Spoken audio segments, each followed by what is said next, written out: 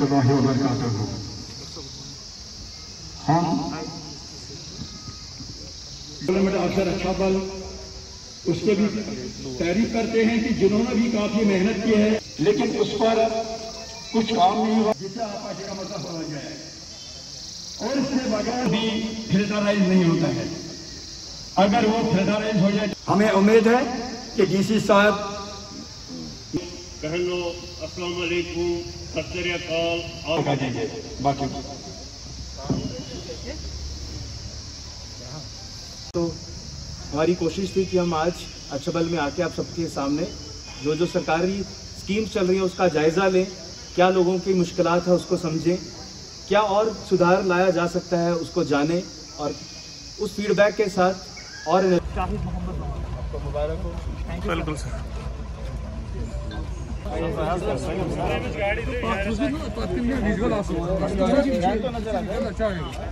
Honourable LG साहब के आदेश के हिसाब से हर बुधवार और शनिवार को हम जो डिस्ट्रिक्ट अनंतनाग के दूर दराज इलाकों के साथ मैं और एसएसपी साहब और सभी ऑफिसरान की टीम हम वहाँ पे जाते हैं, लोगों की मुश्किलात सुनने की कोशिश करते हैं, जो इस साल के काम डिस्ट्रिक्ट एपेक्स में रखे गए हैं उनमें क्या तेज़ रफ्तारी है उसको जानने की कोशिश करते हैं। हमारे साथ वहाँ के पब्लिक रिप्रेजेंटेटिव चाहे बीडीसी मेंबर हों चाहे डिस्ट्रिक्ट डेवलपमेंट काउंसिल के मेंबर्स हों।